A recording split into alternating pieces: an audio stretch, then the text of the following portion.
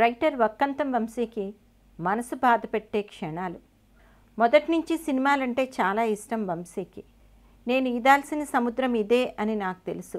Cinema industry అంటే అందరిలాగే చాలా పిచ్చి. దానికోసం చాలా అడ్వెంచర్స్ చిన్నప్పటి నుంచి చేశాను. మా ఇంట్లో సినిమా వాతావరణం ఉండకపోయినా మా ఫాదర్ రైటర్, సో అలా నన్ను ఫిక్షన్ వైపు నెట్టాయి. మా ఇంట్లో పెద్దగా అబ్జెక్షన్స్ ఉండేవి కావు. కాలేజ్లో నాటకాలు వేయడం, కల్చరల్ యాక్టివిటీస్ పట్ల తెలియని ఒక ఎంకరేజ్మెంటు ఉండేది.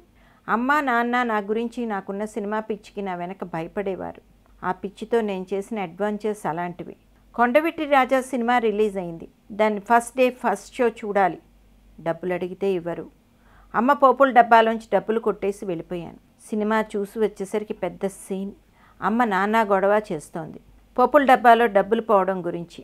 నాన్న తేలిగ్గా, నా కొడుకు అలా కాదు, ఒకవేళ తీసినా మిగిలిన డబ్బులు అక్కడే పెట్టేస్తాడు అన్నారు. నా బుర్రకు అందలేదు అందులోని మర్మం. సో నేను మిగిలిన డబ్బులు పెట్టేస్తే నేను మంచివాడిని అంతే నాకు తెలిసింది. మిగిలిన 15 రూపాయలు పోపుల డబ్బాల్లో పెట్టేశాను. దొంగ అన్న విషయం అలా బయటపడింది. ఇంకా చూసుకోండి, మా అమ్మ ఒక్కలా కొట్టలేదు, చితక కొట్టేసింది. అప్పటి నుంచి నేను అక్కడే ఉంటే పాడైపోతానేమో అనుకున్నారు. నేను అప్పటికే ప్రోగ్రెస్ రిపోర్ట్లో నాన్న సిగ్నేచర్ ఫోర్జరీ చేసేవాడిని. అలా నన్ను హాస్టల్లో పడేశారు. అది ఒక ఆశ్రమం. తిరుపతి నుంచి నన్ను జాయిన్ చేసిన ఆశ్రమానికి అరగంట ప్రయాణం. నాన్న నన్ను బస్సు ఎక్కించగానే నేను ఆశ్రమంకి వెళ్లకుండా సినిమాలకు వెళ్ళిపోయేవాడిని. ఆశ్రమం నుంచి ఇంటికి లెటర్ వచ్చేవి, మీ అబ్బాయి వారం రోజుల నుంచి స్కూల్కి రావటం లేదని. మళ్ళీ సేమ్ సీన్ రిపీట్. ఇలా నా సినిమా పిచ్చి ఉండేది. నేను అప్పుడు 6th or 7th చదువుకునేవాడిని.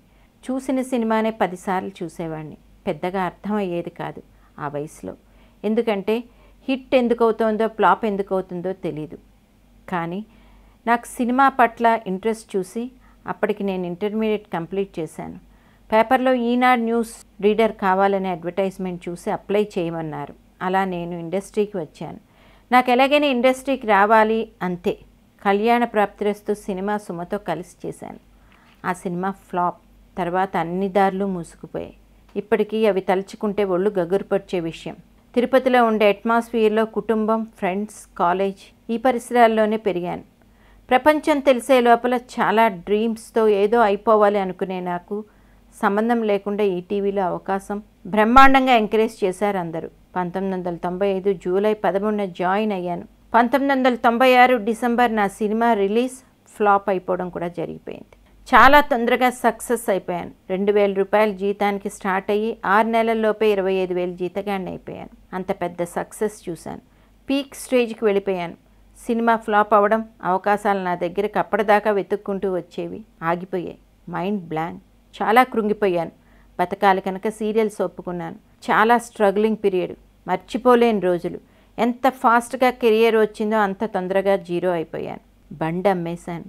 బాధ నాకు నేర్పింది, వస్తాయి పోతాయి, దేని మీద ప్రేమ పెంచుకోవద్దు అని అన్నారు వంశీ.